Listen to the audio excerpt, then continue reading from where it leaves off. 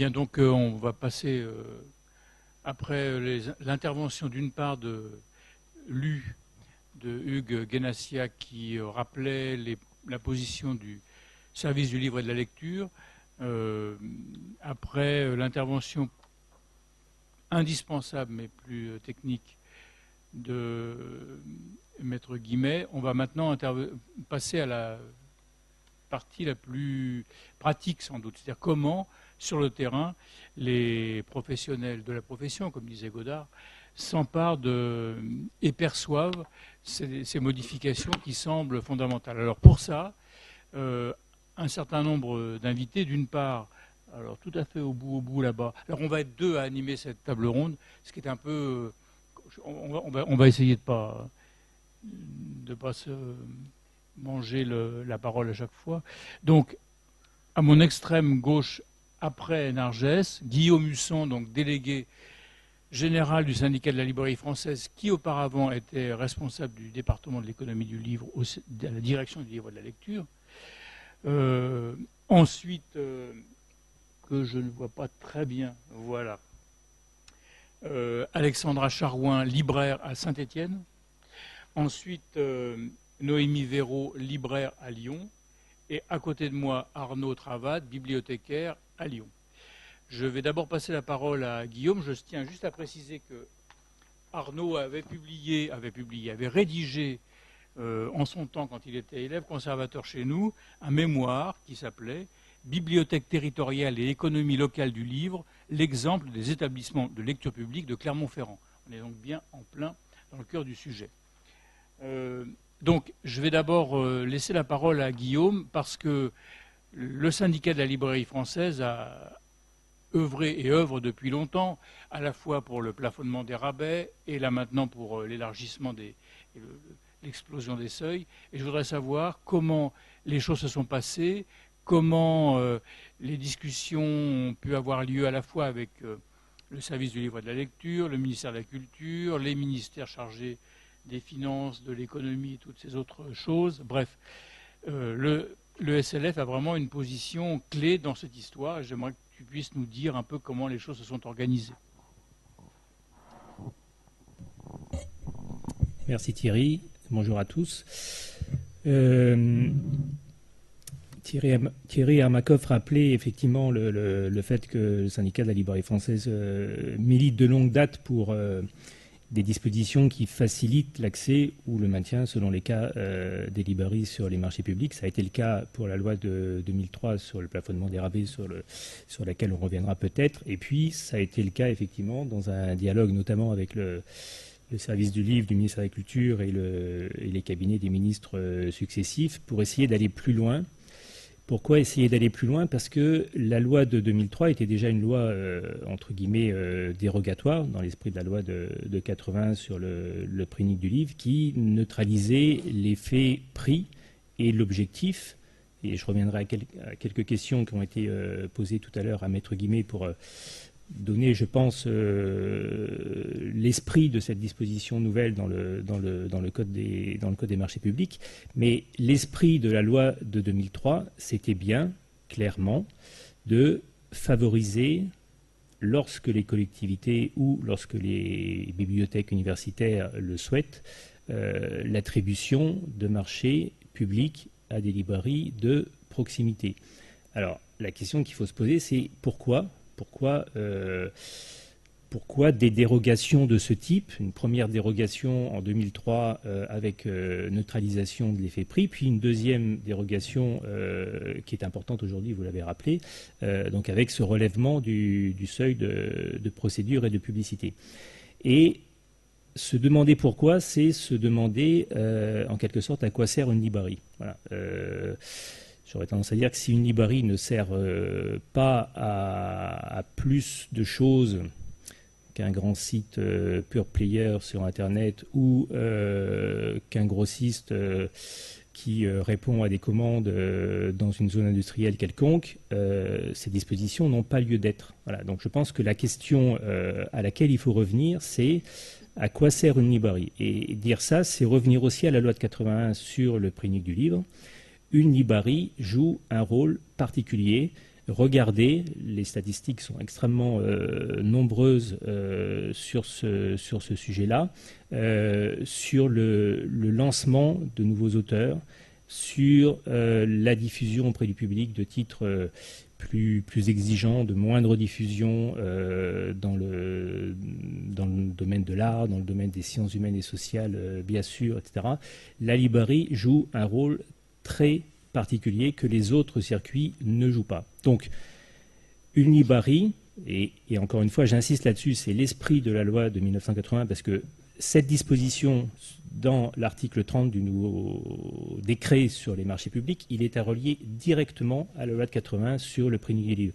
Tout ça est chaîné et je suis arrivé trop tard, pardon, pour écouter la lecture de l'intervention que devait faire Hugues Guénassiat-Ferrand, le directeur adjoint du livre, mais je pense que le service du livre rappelait ça, c'est-à-dire rappeler le chaînage des objectifs entre la loi de 81, la loi de 2003, on pourrait même ajouter la loi sur le prix du livre numérique, et cette disposition. Donc la librairie, elle est utile d'abord sur un plan culturel parce que la librairie, les librairies, le réseau des librairies qui en France est, avec le réseau des librairies indépendantes en Allemagne, le réseau le plus dense au monde de librairies, il sert directement, bien sûr, à la fois l'accès à la lecture pour le public, comme les bibliothèques, mais d'une autre façon, et il sert la diversité de la création éditoriale.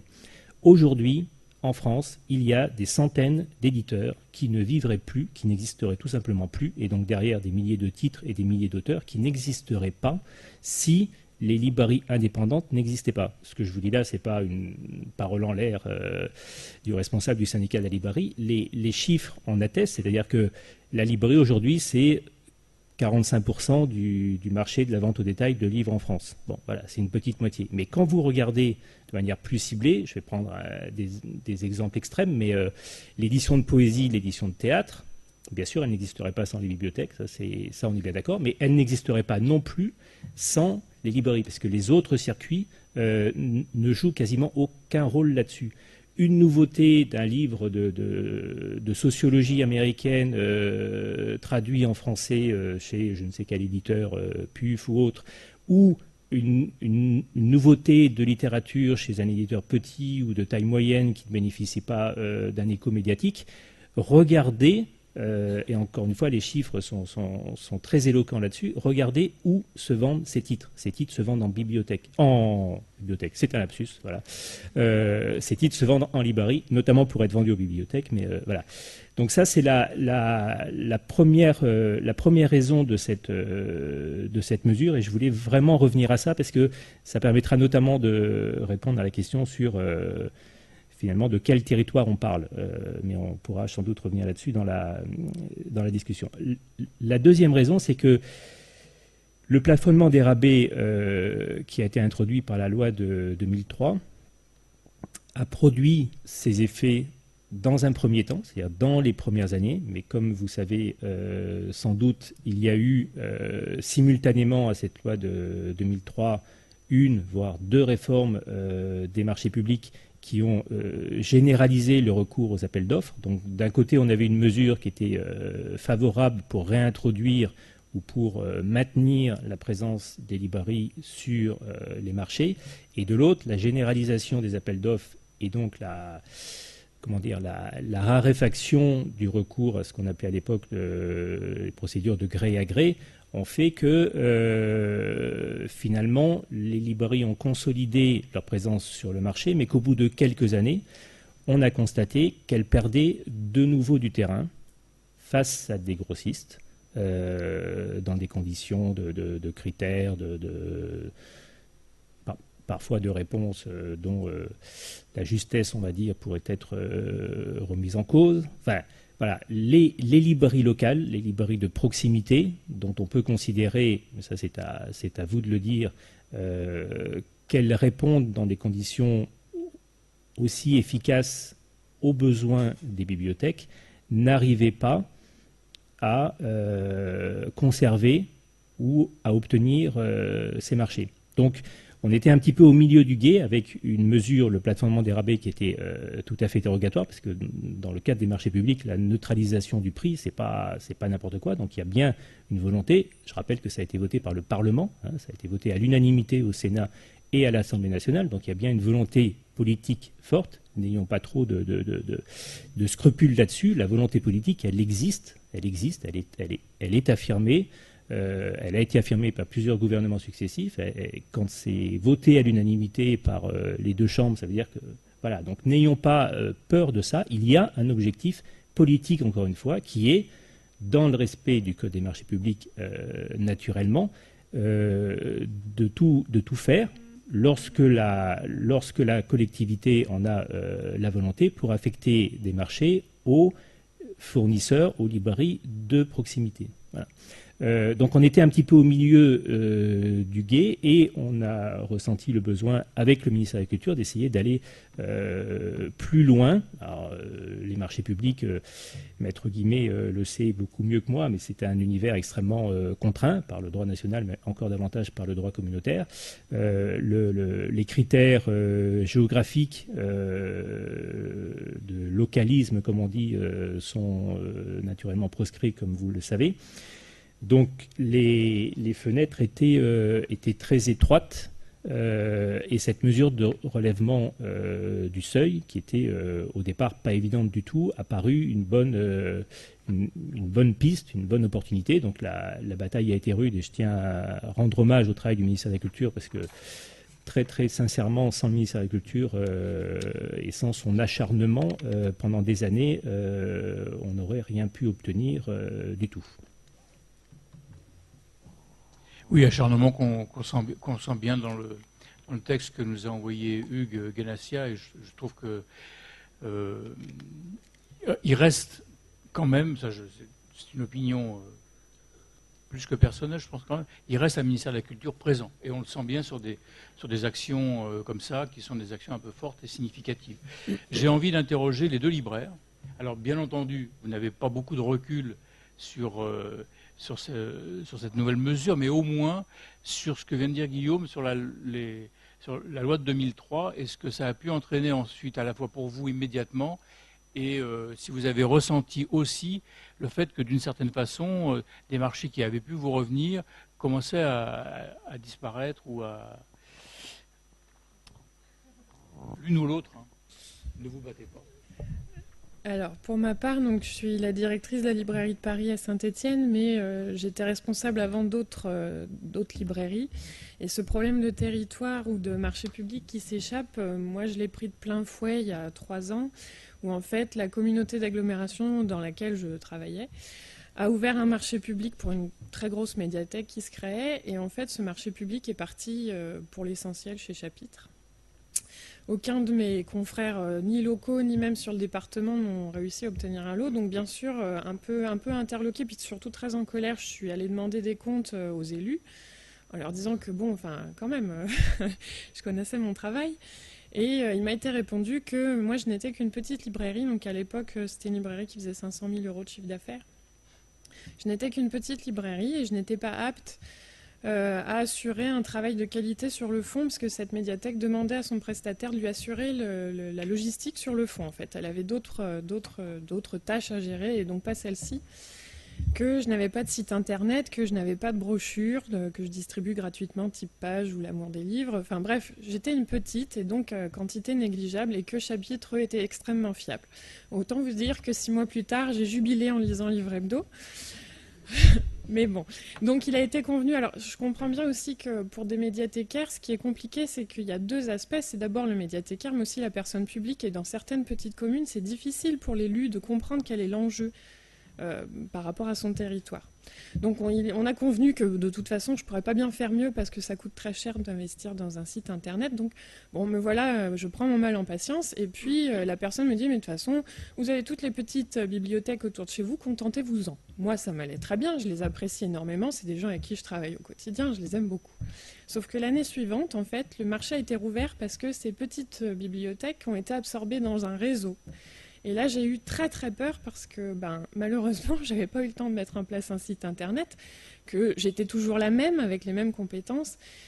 Donc il a fallu prendre mon bâton de pèlerin, aller voir les élus, revoir la bibliothécaire pour avoir une chance, parce qu'en fait ce marché était tourné de telle façon que si je perdais les lots, en fait je perdais les 36 bibliothèques de mon territoire, et donc je n'avais plus aucune bibliothèque sur mon territoire. Alors l'histoire se termine bien, on a conservé ce marché public, mais effectivement autour de nous on a vu de plus en plus de gros marchés qui nous échappaient pour passer principalement chez des citres. J'ai rien contre eux, mais enfin bon quand même. Moi je veux continuer à travailler avec des bibliothèques parce que c'est quand même aussi mon rôle. On a les mêmes, enfin vos usagers sont nos clients principalement, donc on les connaît, on sait ce qu'ils aiment lire, c'est enrichissant de discuter avec vous. C'est pas parce qu'on n'a pas de site internet qu'on n'est absolument pas capable de lire et de conseiller. Effectivement, on est tout à fait capable de découvrir la pépite, même si on n'a pas un site internet. Et donc oui, c'est très inquiétant. Alors maintenant que je suis sur une plus grosse librairie, finalement, j'ai découvert que les problèmes étaient tout à fait les mêmes, que c'est pas parce qu'on est plus gros, avec plus de moyens, qu'on est reconnu par de grosses structures publiques, que les marchés publics sont extrêmement difficiles à remplir, quelle que soit notre taille et nos moyens, et que finalement ce relèvement des seuils de marché est un espoir parce qu'on va pouvoir parler directement avec les médiathécaires.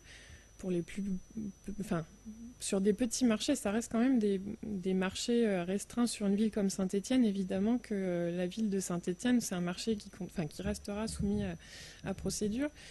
Ça n'empêche pas que ça va changer notre façon de faire aussi, parce que se cacher derrière un marché public, répondre à un dossier, peut nous permettre de ne pas aller rencontrer les médiathécaires. Il va falloir aujourd'hui changer notre façon de travailler avec eux et reprendre ce fameux bâton de pèlerin, aller les rencontrer pour se faire connaître.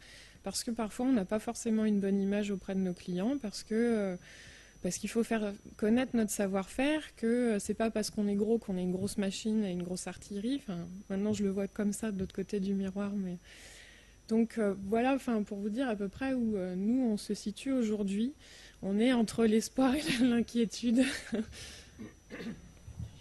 Noémie, vous avez une... Donc moi, c'est un cas un petit peu différent parce que je suis d'accord avec toi quand tu dis que cette nouvelle loi va nous permettre de justement plus communiquer avec les bibliothécaires avec lesquels on travaille et pas forcément avec juste les personnes qui s'occupent des marchés dans les mairies. Donc ça, c'est vraiment positif. Après, moi, je suis dans une autre optique, c'est que je viens juste de racheter une librairie qui a hérité de nombreux marchés publics. Et aujourd'hui, donc on doit être à 35% de collectivité. Donc on est aussi une petite librairie vu qu'on est à 500 000 de chiffre d'affaires. Et donc de tout temps, cette librairie a beaucoup travaillé avec des bibliothécaires. Et du coup, moi, au moment de racheter, donc on a eu 2 à racheter, on s'est heurté à ce problème-là, c'est-à-dire que... Comment expliquer d'une façon simple? Je vais prendre un petit stylo. Ça va être plus simple. Donc, vous voyez, nous, on est là. Donc, on devait racheter cette librairie en sachant que vous aviez 35% de collectivité, donc ça faisait 180 000 € qui sont des collectivités. D'accord? Et ici, vous aviez, quand nous, on a racheté, vous aviez 2 temps complets qui s'occupaient des collectivités. Et vous aviez, on va dire, 1 temps et demi ici qui s'occupait du magasin, de ce qui restait. Et au moment de racheter une librairie, forcément, vous achetez un fonds, donc vous avez un prêt, tout ça, tout ça, tout ça. Et nous, en fait, ce qu'on a calculé, la situation aujourd'hui, donc je vis, on m'entend pas? Si, mais c'est encore mieux. La situation aujourd'hui que je vis, c'est qu'en fait, on a pu racheter seulement à 2. Donc en fait, on est 2 associés aujourd'hui. Et comme vous voyez, ça marche plus. Or, on a bien ce prêt à rembourser. Et en fait, tout simplement, si vous voulez, ça, pour un libraire, par rapport à 500 moins 180, ça fait 320. Donc là, ça nécessite aussi 2 temps complets. D'accord? Donc ce qu'on est aujourd'hui. Donc du coup, en fait, le problème qu'on a, c'est que ça, on le travaille la journée, et ça, on le travaille le soir et le week-end. Donc ça ne marche pas. Et le souci qu'on a, c'est qu'on voudrait... en fait, pourquoi c'est comme ça? C'est comme ça parce que ça, cette partie-là du chiffre d'affaires nous rapporte beaucoup moins, évidemment, de bénéfices que celle-ci. Vous savez bien pourquoi. Il y a les 6% à la Sofia, il y a les 9%. Mais il y a autre chose aussi. En fait, il y a une voiture, il y a aussi une infrastructure. Non, mais moi, je suis très pragmatique. Au quotidien, c'est ça. Il y a aussi une voiture, il y a... il y a énormément de temps, donc ça je l'ai dit, voilà, il y a énormément de temps. Donc du coup, cette partie-là, nous, en fait, si on veut pouvoir continuer, il faut qu'on développe cette partie-là, il faut qu'on atténue cette partie-là. Donc nous, on est dans plutôt l'optique, comment je fais pour quitter un marché qui me mange tout mon temps. Typiquement, un marché emblématique que j'ai, dont j'ai hérité, parce que quand vous rachetez le fonds de commerce, vous rachetez les marchés, hein, d'accord, c'est un office hebdomadaire, donc ça veut dire que toutes les semaines, je vais avec ma voiture amener des cartons d'office à la médiathèque qui, comme on est débordé, en plus on n'a pas tant le temps que ça de parler avec eux des livres, ce qui est quand même vraiment dommage, mais on essaye quand même, et je leur amène tous ces cartons de livres, ils choisissent, comme c'est moi qui décide des critères d'office, parce que ça a toujours été comme ça en fait, du coup ils prennent, on va dire 30 à 50% des cartons, ensuite moi je reviens chercher les cartons, et comme ils les gardent parfois forcément plus d'une semaine, voire même jusqu'à 3 mois, du coup quand je sais, c'est un peu, mais j'ai vraiment hérité de ça. Du coup les bouquins, évidemment, quand ils reviennent à la librairie, ils vont systématiquement tous au retour. Et bien sûr, tous ces offices sont tout au long de l'année, et ils sont notamment pendant les périodes de rentrée où j'ai besoin que mes piles soient hautes, et bien sûr au moment de décembre, la période que je préfère, où là c'est vraiment très difficile de continuer à les servir, et pourtant c'est ce qu'on fait. Donc moi en fait, aujourd'hui, c'est vraiment pas du tout la même chose que toi. Moi je veux continuer à bosser avec des bibliothèques, c'est sûr, et je veux par contre avoir la possibilité de me désengager. Et aujourd'hui en fait, donc là ça fait juste 2 mois qu'on a racheté, donc c'est encore très frais, mais aujourd'hui en gros, soit vous avez des médiathèques avec lesquelles on a de très bons rapports, où on parle de livres, en fait, et où du coup, ils comprennent nos problèmes, et par exemple, ils vont proposer, je ne sais pas, moi, de venir chercher les livres au lieu qu'on aille les livrer, surtout que nous, on va livrer jusqu'à 30 km autour de Lyon. Donc, soit il y en a qui sont très compréhensifs, soit il y en a d'autres quand ils sont très loin, et je leur dis, par exemple, là, on ne fait plus d'office, c'est plus possible, là, on me raccroche quasiment au nez. Et en fait, voilà, donc moi je voudrais avoir la possibilité de choisir, et en fait, je n'ai pas les moyens de choisir.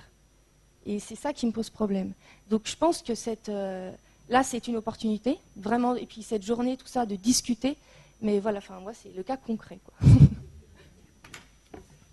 On a besoin de cas concrets justement, et c'est vrai que, j'imagine qu'on aura l'occasion d'y revenir après, mais c'est vrai que l'autre versant, c'est le poids des marchés publics dans les chiffres d'affaires de la librairie. Et on sait très bien, alors je vois Daniel Gauthier là-bas de Clermont-Ferrand, qu'un certain nombre de librairies se sont cassé la figure quand les marchés publics avaient un poids tel, et qu'à un moment donné, ces marchés publics, pour des raisons d'appel d'offres, s'arrêtent, ça devient, là pour le coup, vraiment problématique. Enfin, je trouve en tout cas votre témoignage vraiment intéressant. Alors maintenant, on va passer de l'autre côté, mais Arnaud connaît bien à la fois Clermont-Ferrand, mais aussi la pratique des marchés publics et de l'acquisition de livres, parce qu'au fond, dans ce que vous me dites, dans ce que vous venez de nous dire, ce qui est un tout petit peu étonnant quand même, c'est on se déplace pour amener les livres, on les rapporte des fois au bout de 3 mois, mais au fond quand même, Arnaud, les bibliothécaires, ils vont bien en librairie un peu, non? Ça dépend. Pas toujours en tant que bibliothécaire. Non, je précise déjà que mes fonctions actuelles sont assez éloignées du pilotage des marchés publics et de leur gestion. Mais donc j'avais mené ce travail qui m'a permis d'observer aussi bien du côté des libraires que des bibliothécaires comment ça se passait et comment les relations se nouaient autour de ces achats publics de livres. Et puis d'autre part, dans ma précédente collectivité, j'étais en charge, donc j'ai pu essayer d'appliquer certaines bonnes pratiques que j'avais pu mettre en avant dans mon travail, parfois avec réussite, parfois pas du tout. Ça, on pourra en parler quand on rentrera un peu dans le concret, mais je crois que moi, ce que j'avais retenu de ce travail, c'est qu'il y a un vrai présupposé de la part des bibliothécaires qui tient vraiment à une culture professionnelle forte et je pense à une culture idéologique, on pourrait dire, qui est une volonté affirmée de soutien de la librairie indépendante et de la librairie locale. Cette forme de soutien affirmée en tant que point de vue est souvent perçue comme pouvant être mise en œuvre par les achats publics de livres. Voilà ce qu'on retrouve aussi du côté des collectivités, puisque les collectivités locales qui s'occupent de la bibliothèque publique, les conseils généraux et les villes, n'ont pas énormément de moyens de soutenir les librairies. Il y a le label Lire qui, dans les dernières années, a permis d'avancer sur cette question. Mais du coup, cette question de l'achat public de livres est souvent vue comme un levier de soutien au développement d'une politique culturelle locale et d'un aménagement du territoire au niveau culturel. Et après, quand on rentre un peu dans le terrain, on voit qu'il y a d'un côté la réglementation qui contraint et dont on se sert parfois pour contraindre encore plus qu'on est contraint. Ça, je pense qu'il faudra qu'on en parle aussi. C'est quelque chose d'assez réel. Et de l'autre côté, une méconnaissance assez forte des impératifs professionnels qu'ont les bibliothécaires et qu'ont les libraires pour arriver à travailler vraiment ensemble de manière forte. Donc c'est vrai que moi quand j'ai commencé ce travail, les bibliothécaires me disaient on est vraiment désemparés, on peut plus travailler avec les libraires locaux à cause des marchés publics, mais on essaie quand même de les faire travailler et pour nous c'est très intéressant. Et les libraires que je rencontrais dans le cadre de ce travail m'expliquaient en face certaines difficultés qu'ils pouvaient avoir à ce travail, puisque quand on va voir le libraire local qui n'est pas en marché sur les principales lots, c'est toujours pour une petite commande hors marché d'un éditeur à peu près impossible à avoir, sur lequel le libraire aura une remise à tout casser de 25%, et donc avec les 15% qu'on lui demande quand même malgré tout, même si on est de très bonne volonté. Donc on voit que même quand on arrive par les procédures hors marché qui existent à passer hors réglementation, il y a tout un degré de contraintes qui sont mal perçues et qui créent finalement des difficultés au-delà de choses plus peut-être plus anecdotiques, mais voilà, les libraires me disaient aussi, les bibliothécaires, ils nous invitent toujours à des réunions parce qu'ils ont envie de travailler avec nous, donc c'est toujours à 16h30. On est très disponible le mercredi à 16h30 pour aller à une réunion. Donc voilà, il y a des choses comme ça qui font que les réunions comme aujourd'hui, et le travail de profondeur sur l'interprofession est vraiment indispensable et rendu indispensable. Et puis donc de l'autre côté, il y a cette question de la réglementation, où comme le rappelait Guillaume Husson, après la loi de 2003 et le plafonnement des rabais, on a vu un retour de la librairie, des librairies indépendantes et des librairies petites et moyennes sur les marchés publics des collectivités pour leurs bibliothèques, qui s'est ensuite, 3-4 ans après, un peu retourné, parce que la guerre des rabais n'ayant plus lieu, les grandes librairies et les grossistes ont dégagé des marges plus importantes nécessairement sur ces ventes, puisque parfois on était sur du 27-28% de rabais, des trucs un peu délirants, et donc on est repassé à 15% automatiquement, et que ces marges dégagées finalement ont été utilisées pour développer des services extrêmement performants, que ce soit sur le suivi de la commande avec des portails internet ou autres, qui leur ont permis un retour en force extrêmement important sur les marchés publics des bibliothèques. Et donc j'ai pu me retrouver face à des acheteurs publics, que ce soit des bibliothécaires ou des élus ou des services juridiques, qui s'interrogeaient sur la manière de respecter l'esprit et la lettre du Code des marchés publics à l'époque, en respectant l'ensemble des grands principes qui nous ont été présentés tout à l'heure, mais avec toujours quand même cette idée que ça serait pas mal que ces marchés publics permettent de soutenir un commerce local de livres indépendant et de qualité. Et dans mes échanges avec les bibliothécaires, je me suis vraiment retrouvé, et quand on lit des marchés publics ou des cahiers des charges, des cahiers des clauses techniques particulières de cette époque, on voit pas mal de critères dont on voit qu'ils ne correspondent pas forcément à des besoins directs de bibliothécaires, mais déjà avec une idée dans la tête d'un fournisseur. Donc ça, c'est des choses qu'on peut voir assez facilement quand on lit les choses. C'est aller assez loin parfois à une époque où certains cahiers des charges demandaient des classements, des listes, non pas par éditeur mais par ordre d'auteur, parce qu'on savait que certains grossistes faisaient l'inverse. Alors que là, on n'est plus du tout dans la définition des besoins de l'acheteur public et dans la recherche d'une efficacité et dans un travail qui pourrait aboutir à quelque chose d'un peu construit sur l'exécution derrière d'un marché public. publics.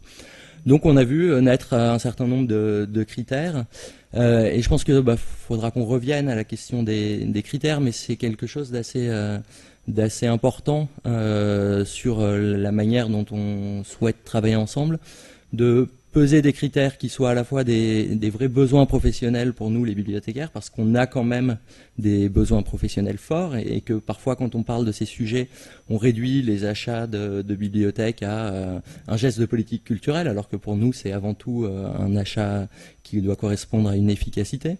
Il y a tout un travail à mener sur les critères pour justement que ces critères soient pertinents et n'avantagent pas des structures extrêmement puissantes qui proposent des services dont on n'a pas toujours besoin dans le quotidien de notre travail, et qui soient aussi du côté du réalisme. On parle souvent du fameux critère des délais de livraison. Donc dans les marchés publics de livres, les bibliothèques ont pendant des années demandé des délais de livraison de plus en plus rapides et attribué une part de la note qui sera attribuée aux soumissionnaires à l'annonce qui est faite de ces délais de livraison. Donc il y a quelques années, les grands libraires et les grossistes annonçaient des délais de livraison entre 3 et 5 jours pour la totalité de la commande, ce qui est absolument impossible. Je pense que c'est quelque chose sur lequel on peut être absolument d'accord. Et qui en même temps, une fois qu'on l'a écrit dans le cahier des charges, on le note en tant que tel, puisque c'est ce qu'annonce le fournisseur, et qu'on est obligé d'évaluer son offre sur son annonce, et derrière voir dans l'exécution comment on peut faire. Donc là, il y a tout un travail à mener. Moi, dans mon précédent poste, j'avais décidé de complètement exclure ce critère du système de notation, considérant d'une part que ce n'est pas nécessairement un besoin impérieux systématique en bibliothèque d'avoir un livre en 3 jours plutôt qu'en 5, et puis de le laisser pendant 3 semaines sur une étagère le temps qu'on s'en occupe, qu'on le catalogue bien. Ça n'est pas forcément un besoin de notre part à la base. Et d'autre part, on sait qu'on va avoir des réponses irréalistes et qu'on va pas savoir quoi en faire. Du coup, dans ce cas-là, moi ce que je conseille, c'est d'indiquer dans le cahier des charges, on souhaiterait que 90% de la livraison soit fournie dans les 2 semaines et la totalité dans un délai, mais de ne pas s'en servir comme d'un critère vraiment d'analyse des offres, parce que dans ce cas-là, on sait qu'on est juste face à des annonces et que ça nous permet pas de faire un travail de qualité sur l'analyse des offres. Voilà, donc on pourra peut-être reparler des critères, je pense. Oui, bien sûr. Alors bon, on va essayer de ne pas, encore une fois, se empiéter. Juste, j'avais quand même une précision à demander. Alors, soit à Guillaume, enfin, soit à vous tous d'ailleurs. Au fond, la question qu'on a pu évoquer juste avant que cette table ronde commence, c'est la question avec le relèvement du seuil des libraires détaillants réels, c'est-à-dire par exemple vous deux là, on voit, et puis des grossistes. Exemple, la SFL, qui a toujours été une espèce de repoussoir, d'épouvantail à moineaux, en tout cas quand j'étais en poste. Comment est-ce que cette question peut être traitée? Est-ce que oui ou non comment est-ce qu'un bibliothécaire peut recevoir ou pas une offre, une proposition de la SFL? Alors, soit Arnaud, soit Guillaume. Pardon, je me permets de compléter la question, puisqu'effectivement, certains médiathécaires et bibliothécaires ont été approchés, en plus des grossistes, par des représentants, d'éditeurs. Et la question de la même façon se pose, sachant qu'il y a cette nécessité de maintenir et de prendre en compte le territoire. Donc, comment vont fonctionner un grossiste est-il un détaillant et un représentant peut-il aussi être catalogué comme tel? Voilà. Je laisserai peut-être Guillaume Husson répondre vraiment sur cette question des détaillants et puis les différences fondamentales qui peuvent exister entre un grossiste et un libraire, mais simplement pour répondre à la question comment est-ce qu'un bibliothécaire peut le recevoir, il est déjà obligé de le recevoir. Quand on parle du territoire, j'insiste quand même sur le fait que dans le cadre de procédures formalisées, aucun critère géographique ne peut être retenu. Donc quand on dit qu'il y a une volonté affichée de soutenir une librairie locale, c'est évidemment quelque chose qui ne peut absolument pas coïncider avec le respect du code des marchés publics en tant que tel.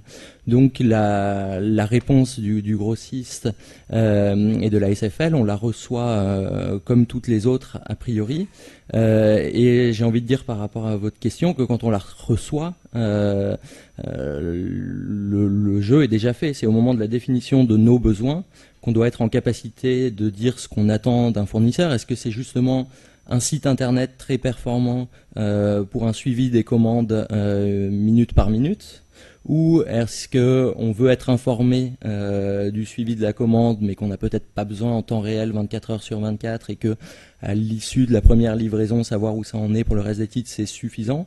C'est ce genre de critères qui va départager dans les faits un grossiste ou un très grand libraire spécialisé dans les réponses aux collectivités et un petit libraire dont on attendra, petit ou moyen, on attendra certainement beaucoup plus. Et là on revient à la question du temps aussi en termes d'investissement personnel aussi. Donc ça c'est quelque chose de réel. Donc voilà, une fois qu'on la reçoit, c'est en fonction des critères qu'on a définis qu'on va pouvoir voir si elle correspond ou pas à nos attentes, mais on la reçoit évidemment comme les autres.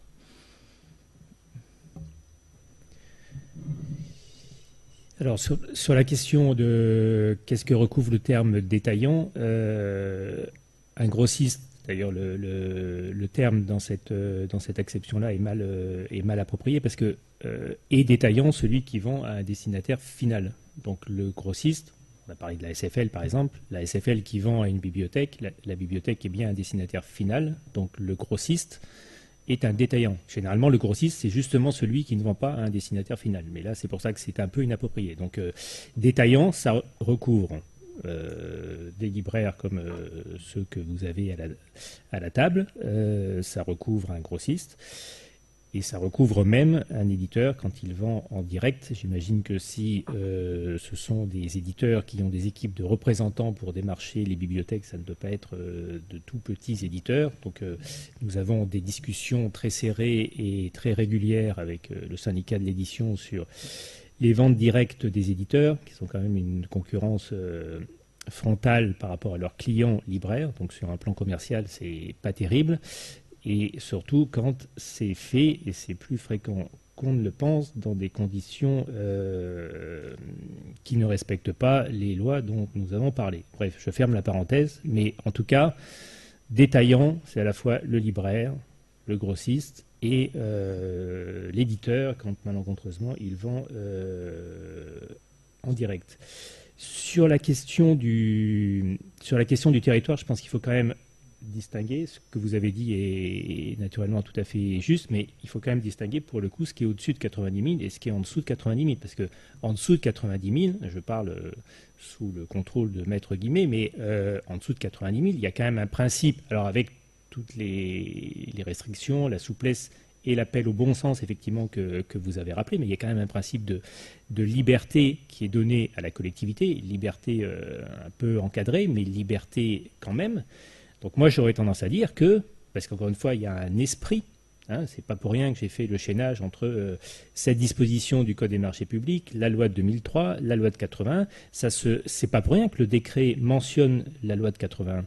C'est pas pour rien que le ministère de la Culture s'est battu pour que ce chaînage-là soit fait. C'est-à-dire, il faut tout le temps revenir aux objectifs, et les objectifs, je veux dire, même devant un juge, ces objectifs-là de politique publique, ils pourraient être défendus, ils pourraient valoir. Donc je pense que le territoire, c'est le territoire tel qu'il est apprécié dans le cadre de cette liberté encadrée par la collectivité. Donc je ne pense pas que pour une agglo, le territoire, ça soit le territoire national. Non, c'est le territoire tel que, dans le cadre de ces objectifs de politique publique définis dans le cadre du prix du livre, tel que la collectivité peut l'entendre, en respectant, bien évidemment, s'il y a 10 libraires sur le territoire et que pendant 15 ans, ça va toujours au même libraire, ça ne va pas aller. Voilà. Mais si on mentionne le territoire, c'est bien parce que dans le cadre de cette liberté encadrée qu'on donne à la collectivité, on lui donne la faculté de cibler ces enjeux territoriaux. Voilà. La librairie, on a dit que c'était enfin, on a souligné l'importance de la relation en termes d'animation, en termes culturels entre les librairies et les bibliothèques. Pour une collectivité, les librairies, ce sont aussi des emplois. C'est quand même majeur aujourd'hui, c'est de la fiscalité, donc c'est un enjeu culturel, c'est un enjeu social d'animation, c'est un enjeu économique. Donc l'esprit de cette disposition, c'est bien de donner à la collectivité la faculté d'utiliser cette marge de manœuvre pour cibler l'attribution de ces marchés à des détaillants sur son territoire. Sur son territoire ou au-delà, sur le territoire qui, pour cette collectivité, recèle des enjeux pour elle. Voilà.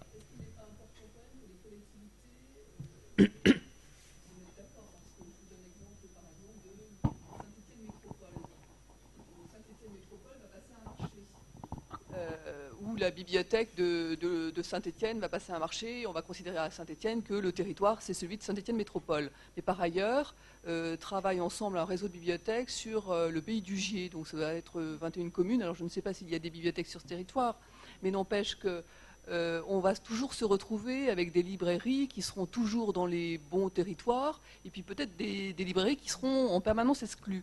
Donc n'y a-t-il pas quand même un travail et des bibliothécaires et des libraires à faire ensemble, à une échelle régionale ou peut-être départementale, je ne sais pas, pour qu'on se mette d'accord sur quelles sont ces zones qui deviennent en fait des zones de concurrence et de négociation et plus des zones de droit.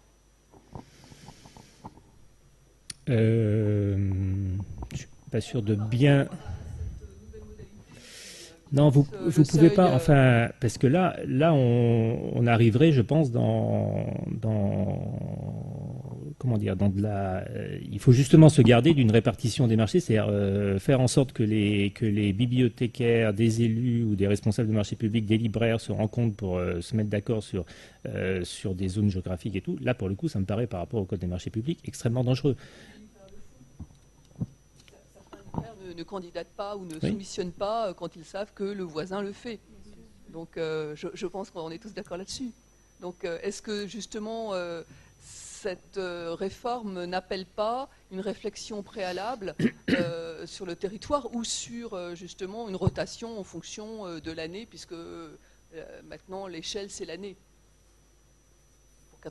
pour en deçà de 90 000 euros.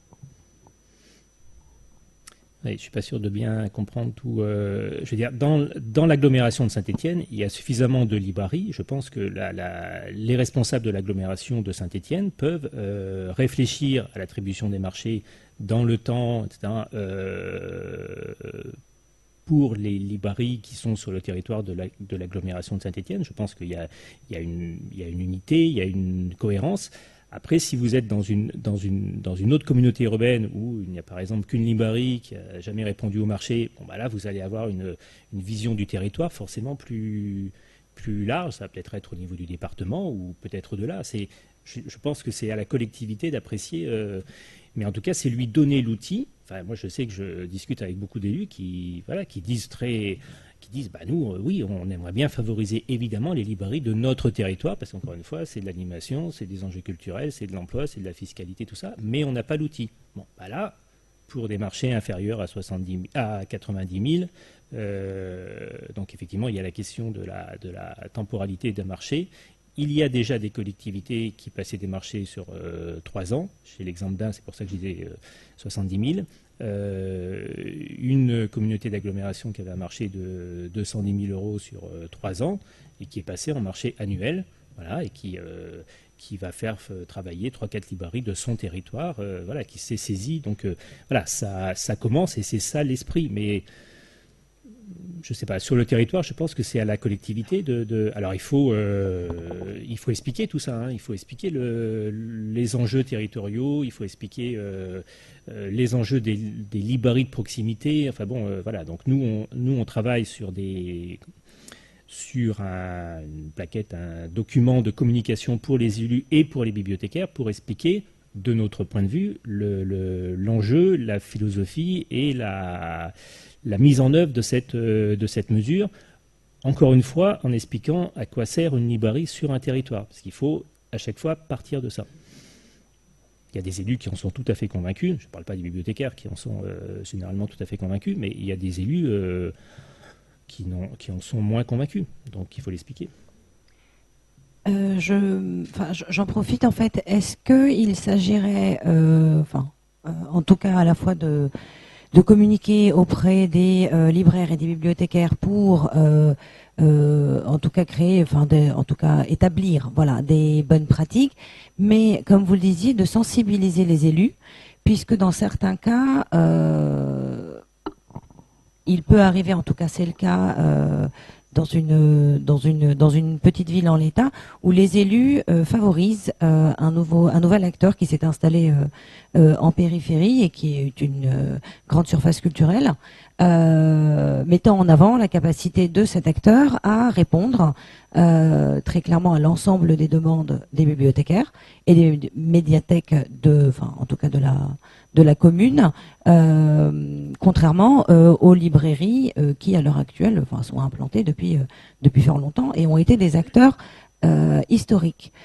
Comment on peut, effectivement, comme vous le disiez, certains élus sont en fait tout à fait au courant et fonctionnent de la sorte depuis longtemps. Comment on fait pour sensibiliser des élus qui, effectivement, ont favorisé des implantations de zones commerciales en périphérie et par là même permis l'installation de nouveaux acteurs? Il y a une problématique de ce point de vue-là qui, à mon avis, est assez épineuse pour un élu, qui est pris entre deux feux, tout simplement.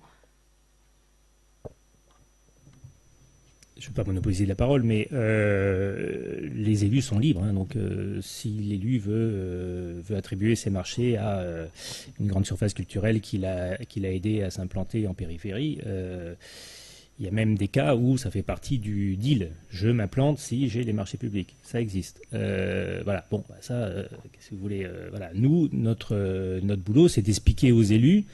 Qui après viennent se plaindre parce qu'il n'y a plus de bibliothèque il n'y a plus de librairie, décidément.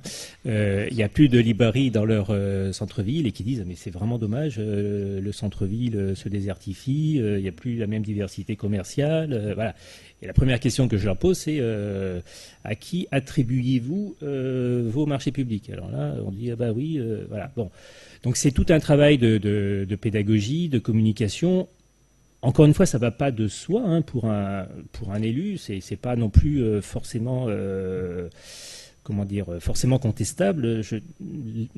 L'élu, il a beaucoup de choses. C'est souvent pas l'élu à la culture qui suit ça. Le libraire peut être vu comme un commerçant, comme un autre. Donc il faut faire de la pédagogie, il faut expliquer.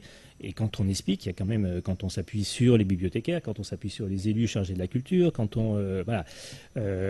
moi j'ai vu bien des cas, souvent quand on avait des contentieux sur des marchés publics et que les libraires faisaient appel à nous, où on partait de très loin avec la collectivité, et puis en s'expliquant, etc. Et à la fin, la collectivité devenait encore plus vertueuse qu'on aurait pu le penser, parce qu'elle prenait conscience des enjeux. Et pour ça, on a aussi besoin de vous, évidemment, parce que je ne sais plus laquelle d'entre vous disait qu'il fallait reprendre le bâton de pèlerin, aller voir les élus, aller voir les bibliothécaires. Donc ça, c'est évidemment un travail que les libraires doivent faire, mais le premier relais, c'est vous. Si le libraire il va avoir directement l'élu chargé des marchés, c'est plus compliqué. Alors du coup, je poursuis. Pour tous les cas, moi, que j'ai eu à vivre, notamment le premier dont je vous parlais qui était compliqué, c'est parce qu'on est allé voir les élus en râlant très fort avec mon confrère qu'on a pu discuter et qui, en fait, je pense que oui, c'était une méconnaissance totale de l'enjeu que ça représentait pour nous, commerçants locaux, parce qu'on est des commerçants, et donc on est aussi des électeurs. Et par rapport à ça, malheureusement, c'est aussi comme ça qu'on les sensibilise. Pour ce qui est de l'agglomération stéphanoise, on a quand même de la chance parce que les médiathèques alentours sont extrêmement soucieuses et à l'écoute de ce que nous sommes dans notre ensemble, parce qu'on est quand même nombreux en tant que libraires. On disait qu'on se répartit les marchés, entre guillemets, c'est-à-dire que oui, effectivement, on sait à peu près qui va soumissionner, qui va répondre, et donc j'ose espérer que dans l'ensemble, on est assez respectueux de nos confrères et qu'on n'y va pas. Moi, il m'est arrivé de dire non, je ne réponds pas à ce marché parce que je sais que sur telle commune, j'ai tel libraire et que je ne vais pas aller marcher sur ces plates-bandes. On discute aussi beaucoup pour un marché que j'ai eu dans ma précédente librairie, on a été averti que la médiathèque départementale ouvrait un marché. On a pu aussi un peu discuter avec les bibliothécaires, savoir ce qu'ils attendaient de nous, parce qu'en fait, ce qui est difficile dans un marché, c'est de comprendre ce qu'on attend de nous. Et on est un peu bête, mais on est un peu enfermé dans notre librairie. Il y a des choses, on ne comprend pas quels sont vos besoins, quels sont vos enjeux. Et donc, on répond souvent à côté de la plaque parce qu'on n'avait pas compris que... En fait, c'est ça que vous vouliez. Et donc cet exemple, on a eu ce marché qui a été extrêmement intéressant au niveau humain et au niveau de la réflexion autour du livre, parce que nous, on s'était mis une pression, mais incroyable, en se disant, oh là là, c'est une super grosse médiathèque, comment on va faire, est-ce qu'on va y arriver? À l'époque, nous n'avions toujours pas de site internet. Et on s'est rendu compte en discutant avec eux que leurs besoins, ils étaient bêtes, mais ils voulaient du conseil. Et ça, ça, on sait le faire. Et on est arrivé, on a fait une présentation pour la rentrée littéraire. On est arrivé, donc, ma collègue et moi, pour présenter des livres, on avait d'énormes caisses. Ils nous ont dit, vous avez un PowerPoint? Non, on n'a pas de PowerPoint. Donc on a commencé à se dire, mince, on a encore fait une bêtise. Et en fait, on s'est rendu compte que de parler juste des livres, de parler des livres qu'on avait lus, de dire pourquoi on les avait aimés, pourquoi non, pourquoi c'était important, etc. Finalement, c'est tout ce qu'ils voulaient. C'était savoir ce qu'il y avait dans les livres et si c'était intéressant pour eux et pour leurs usagers. Et donc au final, je pense qu'il faut discuter, il faut aller rencontrer les bibliothécaires. Ça nous demande beaucoup de temps, c'est aussi pour ça que nous, on ne le fait pas forcément, parce que je pense que toutes les dissensions proviennent juste d'une incompréhension ou d'une méconnaissance de leur travail aussi. On dit que les bibliothécaires ne comprennent pas toujours ce que nous on fait, mais je pense que l'inverse est vrai aussi. Et que plus on pourra se rencontrer, en discuter comme dans des journées comme ça, plus ce sera facile de travailler ensemble. Moi, j'irais dans le même sens qu'Alexandra, mais je nuancerai un petit peu. Nous, au moment, après c'est toujours des cas particuliers, mais au moment où on a racheté, on a pris le temps d'aller voir justement toutes ces bibliothèques avec lesquelles on travaillait, et en tout, nous, on doit friser la trentaine collectivités, donc pas que bibliothèques. C'est pour ça que c'est compliqué, ne serait-ce qu'imaginer la réserve qu'il faut pour que chacun ait son emplacement et la place qu'il faut en fait. Et on est tous allés les voir et justement, on s'est dit exactement ça. En fait, il y a une méconnaissance profonde des deux métiers. Et on est allé devant elles souvent, mais devant eux, en leur demandant vraiment quels étaient leurs besoins. On a vraiment à chaque fois commencé par ça. Et la réponse, il y a eu certes le conseil, bien sûr, le conseil des livres, c'est sûr. Mais avant, à chaque fois, ce qui c'était la livraison très rapide. Et le fait qu'on puisse amener jusque chez eux les livres, alors que nous, justement, on proposait, par exemple, on avait eu l'idée de faire une journée, un lundi matin, ou de consacrer quelques heures, en fait, dans la semaine, pour toutes nos bibliothèques, où, en fait, ceux qui veulent peuvent venir à la librairie, et régulièrement, au lieu d'aller amener des cartons d'office dans les librairies, en fait, dans les bibliothèques, en fait, que du coup, il y a tout le stock dans la librairie, c'est beaucoup plus facile de parler des livres et de parler des coups de cœur quand vous avez tous les livres, au lieu d'arbitrairement, plus ou moins arbitrairement, choisir d'emmener tel livre à la médiathèque. Et cette proposition n'a jamais été acceptée, par exemple. On a très peu de médiathèques qui viennent nous voir. Alors c'est pas de chance parce que la médiathèque départementale dont je vous parle a supprimé les systèmes d'office pour la littérature adulte et franchement c'est génial. C'est un plaisir et ils viennent en librairie. On peut discuter avec eux, de leur présenter les livres. Non mais... ça a été un travail extrêmement enrichissant. Enfin, pour moi, c'est le meilleur, pour le moment, le meilleur partenariat que j'ai eu parce qu'on a pu s'apporter beaucoup les uns et les autres et ça a été un vrai plaisir, oui, voilà, de montrer les livres et de dire, ah bah tiens, oui, il y a celui-ci, j'avais pas pensé, ou ah mais tu cherches sur tel thème, mais attends, là-bas, au fond, mais c'est pas une nouveauté, mais je l'ai depuis 3 ans et je savais justement pas à qui le vendre. C'est exactement toi qu'il faut pour ce livre-là. Et non, c'était... oui, on parle toujours de ce qui ne va pas, mais en tant que pratique vertueuse, c'était quand même extraordinaire. Ouais, c'est sûr, c'est un vrai plaisir. Oui, je suis ravi d'entendre Alexandra parce que c'est le dernier marché que j'ai eu à faire. Donc, je suis content que la satisfaction ait été vraiment réciproque. Mais c'est pas pour ça que je demande la parole. Merci en tout cas. Il me semble, là on est dans un triangle, dans la recherche d'un triangle vertueux.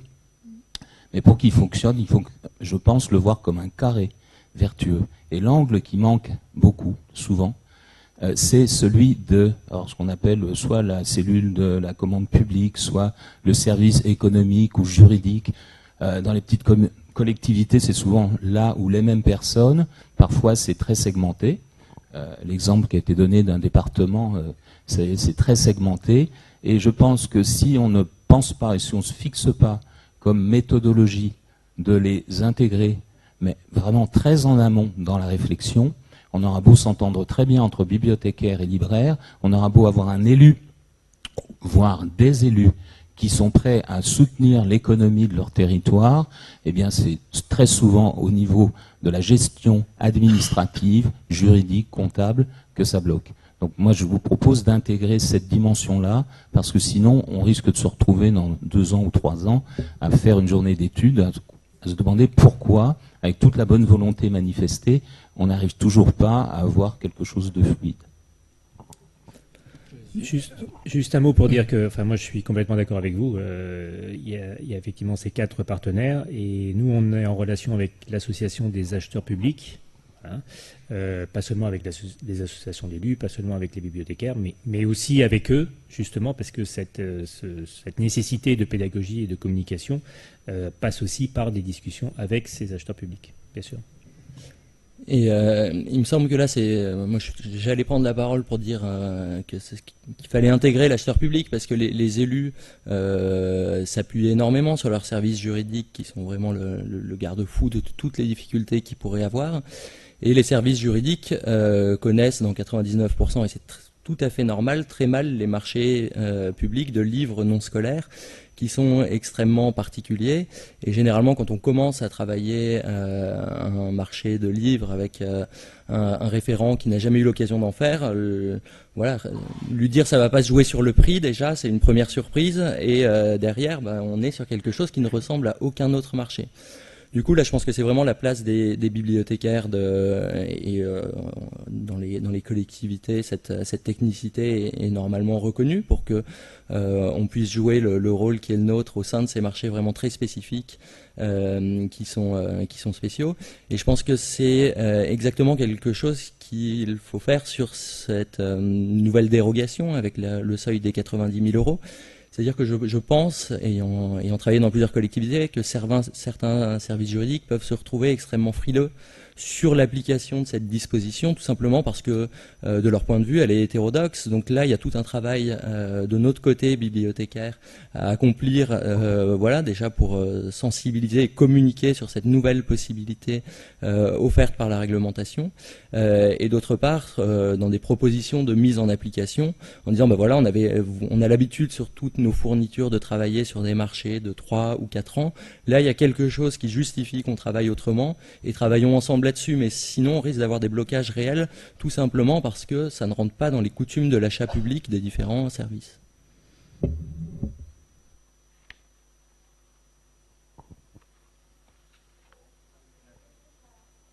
Attendez le micro, s'il vous plaît.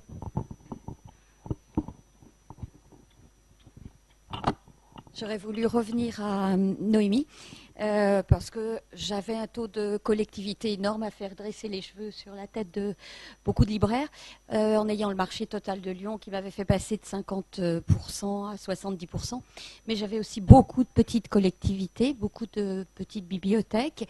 Et je crois qu'il faut aussi être très clair. Alors, tu reprends une librairie et ta librairie était connue pour avoir énormément de souplesse, livrée.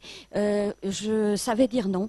Alors ta difficulté, c'est que comme ils ont été habitués, lorsqu'il y a eu la réforme et qu'on est passé au 9% maximum de remise aux collectivités, ça, du jour au lendemain, moi, dans tous les marchés, même ceux qui ne demandaient pas de livraison avant, la livraison, ça a été obligatoire. Mais ça a été du jour au lendemain. Alors après, c'est à la sympathie de la bibliothécaire qui vient et qui ne le dit pas et qui remporte ses livres. Mais légalement, moi, tout, j'en avais pas autant que toi, mais j'en avais 17, 18. Eh bien, légalement, j'étais obligée de répondre que je livrerais. Tu vas livrer des commandes fermes. Tu peux pas aller livrer d'office, aller rechercher l'office qui est pas. Mais je livrais puisque c'est fini. Je livrais des offices, mais j'avais mis un cadre bien précis aux offices que tu n'as pas l'air d'avoir. C'est-à-dire que c'était bien clair que j'acceptais certaines choses, un certain temps, et pas autre chose. Et ça allait à la collectivité ou pas. Ça fonctionnait extrêmement bien avec Lyon, qui pourtant un marché énorme. Parfois, c'est plus dur avec des plus petites bibliothèques. Qui sont moins professionnels.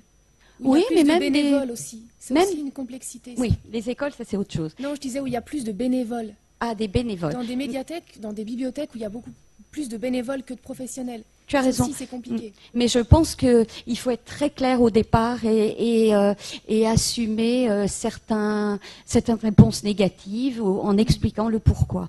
Et je pense que c'est difficile quand on reprend. Ouais. On a essayé d'expliquer le pourquoi et les réponses, c'est soit niette, soit j'essaye d'accommoder. Et nous, nous, là où on se heurte, c'est on voudrait stopper justement un marché, par exemple, vraiment un marché qu'on ne peut pas stopper. Oui. Et là, on n'a pas de solution. On ne va pas leur amener des livres abîmés pour qu'ils arrêtent, quoi. On n'a pas de solution, en fait, pour vraiment arrêter. Oui, mais alors quand tu dis justement, ça m'intéressait parce que j'étais à 520 000 de chiffre d'affaires, mais avec 70% de collectivité. Je suis étonnée parce que nous, 2 personnes à temps plein pour 180 000 euros de collectivité, c'est qu'il y a vraiment un problème par rapport à ce que tu proposes. Enfin, tu vois, je ne sais pas. C'était avant. L'aspect généraliste et spécialisé qui joue aussi. Tu disais qu'il y avait besoin pour tes 180 000 euros de chiffre d'affaires de collectivité de 2 personnes. Or, nous, avec 300 et quelques, enfin je ne sais plus, parce que maintenant, on était une personne et demie ou 2. Donc je crois que dans l'organisation même... Comme dit Thierry aussi, tu étais spécialisé, on est généraliste, peut-être que ça joue. Sans doute. Et l'autre, si tu veux, moi j'ai relevé au moment... Parce qu'en fait, avant de racheter cette librairie, moi j'y travaillais déjà depuis des années. Donc je savais très bien comment ça se passait. Et j'ai racheté quand même, donc bon. Donc c'est quand même qu'il y a de l'espoir. Hein. Mais si tu veux, j'ai calculé que ça nécessitait 2 temps complets. Si on part du principe qu'un temps complet, c'est 35 heures. Et du coup, les 60 ou les 70 heures que faisait ma patronne, c'est plus qu'un temps complet. Donc si tu comptes vraiment, effectivement, si tu pars d'un 35 heures, 180 000 euros, pour nous, c'est sûr que c'était 2 temps complets. Et je compte justement, je compte pas forcément les aides occasionnelles de la famille, je sais on n'a pas le droit, mais qui viennent parfois t'aider et qui peuvent faire parfois de nombreuses heures dans la semaine. Et je compte pas ça. Donc je sais qu'il y a un problème d'organisation, enfin c'est bien ce que j'essaye de... Oui, pour moi c'est inimaginable d'envisager, d'emporter, mais si on me l'a demandé, j'ai toujours dit non. Oui, mais nous, on a toujours dit oui. Donc, oui, ça. Je ne parle pas de la BM de Lyon, je parle de petites bibliothèques. Oui. C'est inenvisageable pour moi d'aller toutes les semaines porter 30 livres. Mais économiquement, impossible. Oui. Ou alors elles viennent sur place et elles les remportent. Alors quand je propose justement la venue sur place avec le petit café et tout, on me répond qu'en face, que les bibliothécaires n'ont pas le temps. Et en fait, moi, je veux bien le comprendre, mais en fait, je ne le comprends pas. C'est-à-dire que je ne connais pas assez... Non, mais sérieusement, je ne connais pas assez comment les bibliothécaires travaillent dans leur bibliothèque pour comprendre qu'ils n'aient pas le temps. Enfin... Déjà, on ne travaille pas le lundi, généralement. Du coup, la proposition du lundi n'est pas forcément évidente. Hein, tout simplement. Alors, c'est pas forcément qu'on n'a pas le temps, c'est que parfois on ne peut plus se déplacer. Moi, je travaille dans une collectivité où on n'a plus le droit de se déplacer en librairie comme on le faisait avant, avec un bon de commande vierge. On n'a plus le droit. Donc, on y va une première fois, on fait la liste des livres, on revient chez nous, on saisit, on soumet à la signature, et après on envoie, etc. Et donc, dans les derniers marchés que j'ai passés, j'ai bien demandé, j'ai bien spécifié cette contrainte, qui est une contrainte énorme, c'est-à-dire qu'aujourd'hui, pour simplifier quand même, essayer d'avoir les livres un peu plus rapidement que, parce qu'en plus les délais de signature, c'est 3 semaines, 1 mois, et ben on a bien spécifié qu'on voulait aller en librairie et que nos cartons soient mis de côté pendant 1 mois. Voilà, le temps d'avoir le bon d'engagement, etc., et de pouvoir enfin aller chercher les cartons. Pour nous, c'est 1 mois de trésorerie. Et non, mais exemple, je sais, mais voilà. Hein, et moi, j'ai essayé, j'ai expliqué aux élus, mais non, il n'y a rien à faire. On ne signe pas un bon de commande vierge. Il faut une liste de titres. Alors, nous, on a les 2 cas, effectivement, on a les bons de commande vierges et les listes de titres. Et après, nous, ce que j'ai calculé, c'est que chaque mois, il y a en permanence, en fait, il y a entre 3 000 et 5 000 euros de livres qui sont dans la nature, pour moi, qui sont répartis et qui ne sont pas facturés, en fait. Et nous, on vient de reprendre, c'est énorme. Ça représente beaucoup d'argent, en fait. Oui, la question des bons de commande vierges, effectivement, peut se résoudre en ayant des commandes type. Hein, ça, c'est une chose. Je voulais intervenir à propos de la possibilité de rompre un marché. Oui. Elle existe, oui. Elle est inscrite dans le marché. Et je pense que c'est quelque chose auquel les bibliothécaires ont du mal à avoir recours bien plus souvent parce que leur service des marchés leur dit « Oh, vous n'allez pas vous lancer dans un nouveau marché, ça va faire une rupture de 6 mois dans l'alimentation des fonds, etc. » Donc, alors que le fournisseur peut faire jouer des clauses, si par exemple dans le marché il n'est pas prévu les choses qui se faisaient, c'est une sorte de droit coutumier de la bibliothèque d'avoir ces livraisons-là, vous pouvez faire état effectivement d'une clause excessive non présente dans le marché et le dénoncer. Après, vous avez évidemment un délai pour que comment dire, votre commanditaire se retourne. Pardon ? Les clauses excessives, moi, elles y sont dans le marché. Tout est dans le marché. Ouais, d'accord. Oui, donc vous êtes condamné à aller au bout des 2, 3 ou 4 ans. Ouais. Enfin.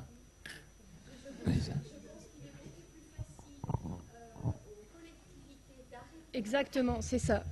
C'est inégal. Et moi, ma collectivité en question ne veut pas arrêter. Parce qu'on est super. Ouais, mais j'ai pas du tout envie de plus être de mal faire mon travail pour. Enfin, ça va pas, quoi. C'est pas possible. Si vous me permettez, oui, effectivement, sur la résiliation, c'est simple. La personne publique peut tout le temps résilier de son propre chef un marché, tout le temps, c'est un principe général du droit, et le titulaire, jamais. Voilà, on est d'accord. Hein. Sauf, bien sûr, faute. Sauf s'il y a une menace de survie de la librairie. Ce qui s'est passé à Lyon dans une librairie, c'est visiblement c'est comme ça qu'ils avaient pu interrompre les marchés. Non, c'est radical. C'est un marché qui est toujours déséquilibré. Ça, c'était le premier point. Et en entendant les débats, j'entends qu'il y a 2 points. Il y a un premier point qui semble... Je crois que le marché public, malheureusement, il ne faut pas le voir comme une contrainte, mais comme un outil. Et de toutes les façons, ça s'impose. Donc finalement, les choses sont ce qu'elles sont. L'important, c'est ce qu'on va en faire. Donc le marché public est l'outil que vous devez utiliser. Est-ce que ça ne peut pas être un outil efficace ? Et j'entends 2 points. Un premier point, c'est est-ce qu'il n'y a pas un travail à faire sur les critères ? C'est une évidence en vous entendant. C'est-à-dire que finalement, j'achète quoi ? C'est ce que vous disiez, Monsieur Travad. C'est qu'est-ce qu'on achète et quels sont les critères d'achat ? Je n'ai pas besoin finalement qu'on me livre en 2 jours ou pas. Et c'est ça qui va faire que vous allez rencontrer le marché ou pas. Et ça pose la question de la valeur ajoutée du libraire et d'arriver à dire quelle est la valeur ajoutée du libraire par rapport aux grossistes, par rapport finalement à ceux contre lesquels vous souhaitez être favorisé. Et après, il y a un deuxième temps, qui à mon avis un temps qui est déjà plus difficile et comme vous le disiez, je pense qu'il va hérisser les poils des services marchés, c'est de dire est-ce qu'au-delà finalement de dire je suis plus compétent et mon offre est plus concurrentielle qu'eux, est-ce que la personne publique peut vous favoriser ? Et donc cette logique de favoriser la densité sur le territoire. Et là c'est un autre point. Je pense qu'il faut bien travailler sur les deux et pas se limiter à dire comment est-ce qu'on fait pour être finalement une espèce protégée. Et là ce sera toujours difficile je pense et juridiquement tendu. Travaillons aussi sur l'autre point, c'est quelle est ma valeur ajoutée et comment est-ce que je le fais bien comprendre avec ces démarches amont qui sont d'ailleurs facilitées par la réforme avec une logique de sourcing où on autorise complètement les personnes publiques maintenant à rencontrer le marché, ce que vous faisiez déjà, mais vous avez un cadre réglementaire qui est prévu. Voilà.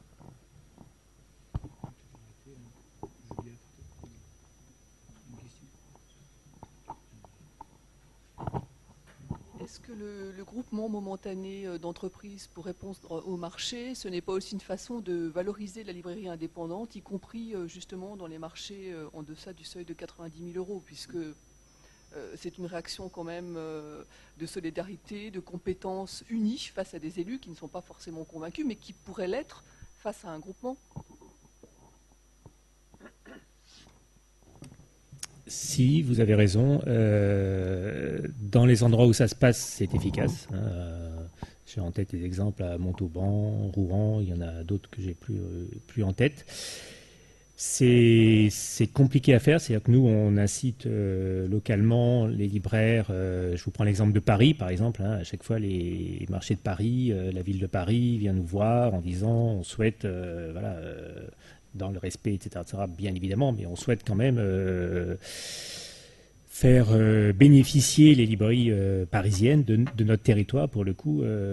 Voilà. Et on n'arrive pas, Voilà, on n'arrive pas. Alors c'est à la fois compliqué et pas compliqué, parce que les libraires qui sont dans un groupement momentané d'entreprises disent que c'est pas si compliqué que ça finalement. Voilà, mais c'est évidemment une bonne piste notamment pour les marchés importants, parce que pour le coup, alors il y a les critères, comment on répond aux critères, etc. Mais je veux dire, un élu, quand il voit les librairies de sa ville qui s'unissent pour répondre et qui vont lui dire, ça devient un peu plus compliqué d'aller attribuer le marché à un grossiste qui est à 800 km de là.